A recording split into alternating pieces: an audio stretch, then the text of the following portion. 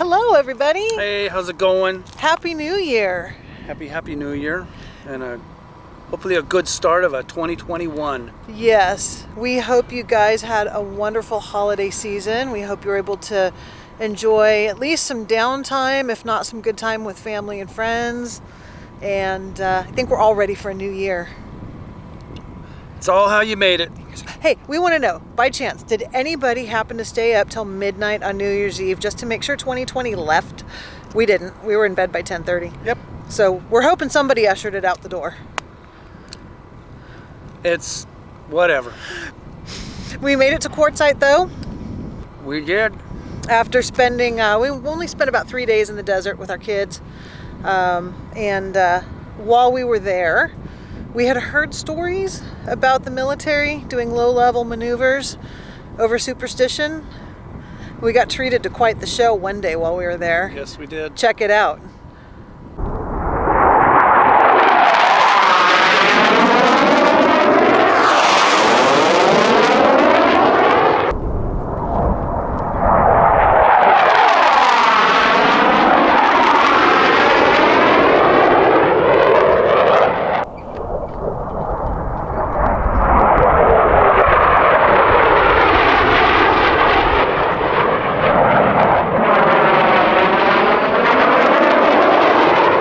So anyways, we left Superstition and got up here to Quartzsite.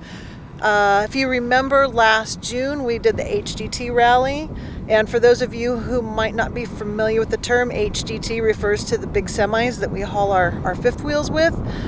Heavy duty truck. Heavy duty truck. Class 8. And so a lot of the people we met at the rally are going to be meeting up here in Quartzsite. So as we spin around, we have some friends of ours. These Mark and Jen, they're viewers of ours who are out here camping, and they found us. You'll see more of them coming up. Panning slowly.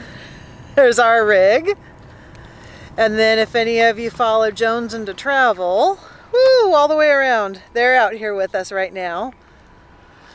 So by the 15th, they're supposed to, or by mid-month, there's supposed to be about 15 more HDTs out here with us. Yep. A lot of them coming out for the big tent. We're looking forward to that because we've never been there. Yeah, we got to go in and see what it's all about. I found a place to go have ice cream, so there's quite a few places. There's a shocker for you. Yeah. And what else? Well, over the next couple of weeks, we'll show you around. Mark and Jen are going to take us out off-roading and give us a guide around. So next week you'll see that adventure. Mm-hmm. And we're just going to be spending time hanging out with friends and family, no family out here this time, but We'll be spending some times with friends. Yeah. And one other thing. We had the opportunity to run into Camper Van Kevin here in town a few days ago, which we've been following him since before we got on the road full time, and that was 3 years ago. And it was really neat to meet him and the Wolf Pack in person. They are all every bit as kind and sweet in person as they are on TV. Yep. We know a lot of you have found your way to our channel, thanks to Camper Van Kevin. And we just want to welcome all of you. And of course, we always have much appreciation and thanks to every single person who watches. We appreciate every single one of you. But we do want to give a welcome to all the new subscribers we've gotten recently. We love it. We love to see our RVing family growing. So we'll try to keep you entertained with our antics. Yeah, our antics. So with that, don't forget to put your face panty on. Oh, geez. Oh, speaking of panties, we did find out here behind us, kind of out that way. We're at the La Posa South LTVA right now in Quartzsite. But yeah, out that way, they have an area they call the Magic Circle. Yep. I don't know what kind of magic is going on there, but apparently it's the clothing optional section. I've been over there a few times to take a shower. And you know, it's not bad. Oh, geez. When they heard about him taking his outdoor showers, they were going to make him go over there, but they didn't have to make me too hard. Oh, geez. I ain't been over there. Yeah, I don't think we will either. No. We'll let somebody else explore that one. We're definitely not going to put that one on YouTube. Nope. No. We'll spare you that. So we wanted to share with you Bubba's Christmas present. My Christmas present that I came out and Santa Claus was busy. He put them on himself. And we had to get away from people to show you. So Grace got a new set of lungs. Yeah. She finally grew up, went through puberty. She got a train horn. Yep.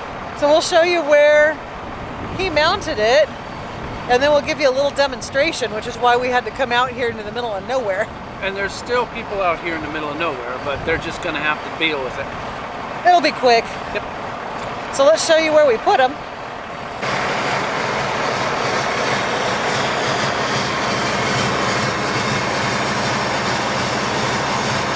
And then we're going to also show you real quick the original horn. Yeah, the one that's just, come on.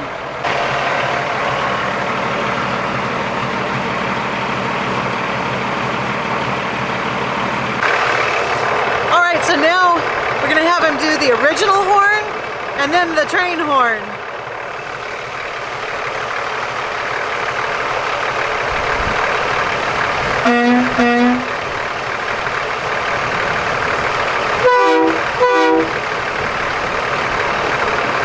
Oh yeah. That's a happy man right there. Yes. I kind of like reached in to her purse and grabbed maybe the left one. Gave me some of my manhood back. So the old horn, you pull here, and then the new one,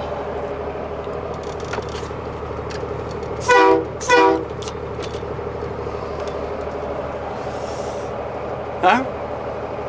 pretty cool. Yeah, it's pretty exciting for me. Gives me that warm, fuzzy feeling. Yeah, it's good. I'm happy. Hey, thanks, Santa Claus. Now if you could just get my wife to get me something good, too. Oh, jeez. So everywhere you come into the town of Quartzsite, you see these. They're on the highway and at all the town entrances. And we've wondered what's up with the camels.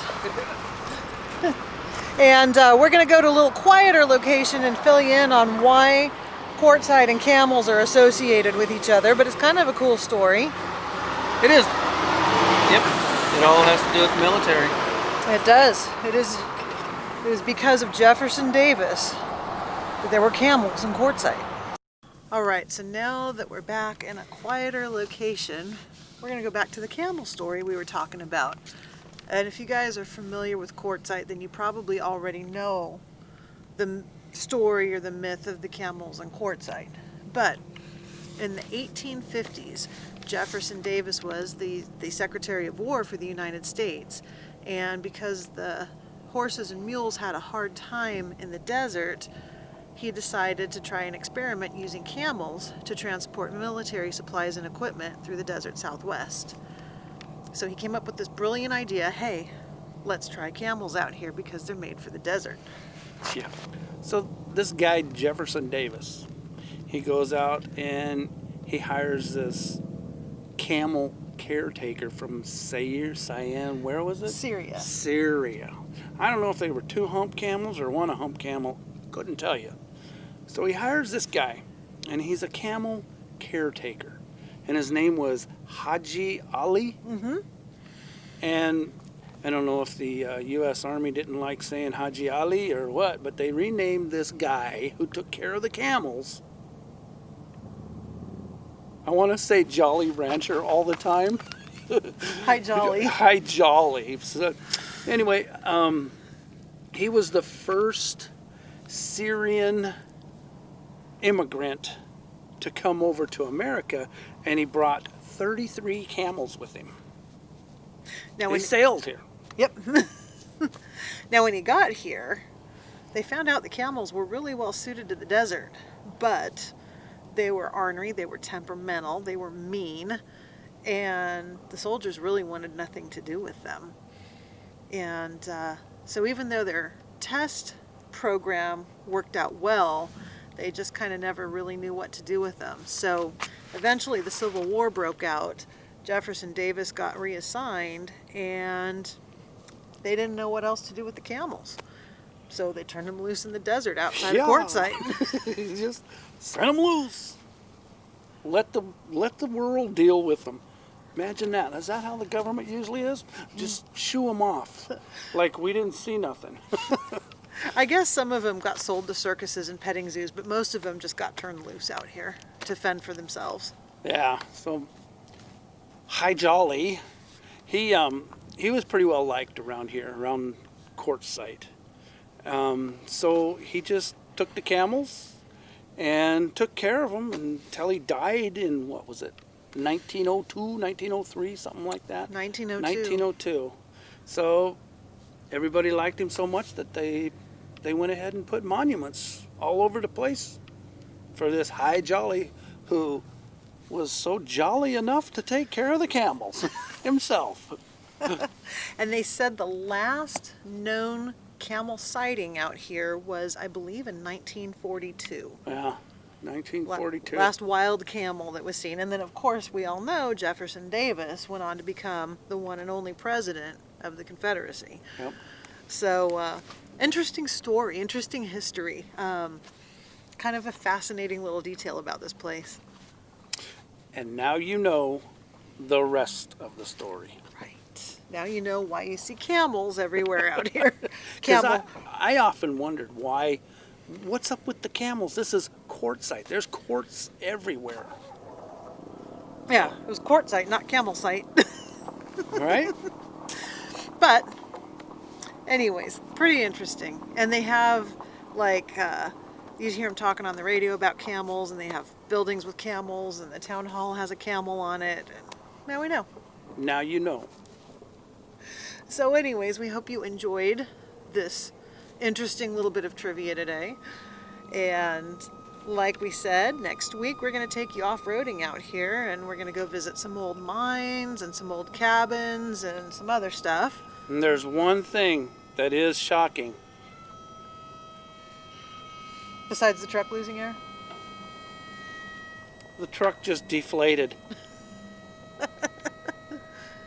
There is one thing shocking, though, that we are going to show you. And it is a baffling thing. And it's called the Indian's footstep, or footprint. And it is weird. It is a weird one. So stay tuned, and we will show it to you. See if you can figure out how it happened. We'd like to hear your theories.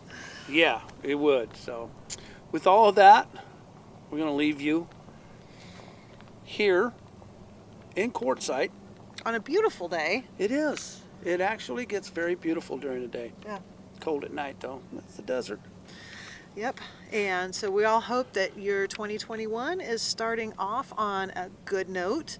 And I think we're all going to hope and pray for a happy year for everybody this year, a prosperous year for everybody. And we'll see you next week. So long.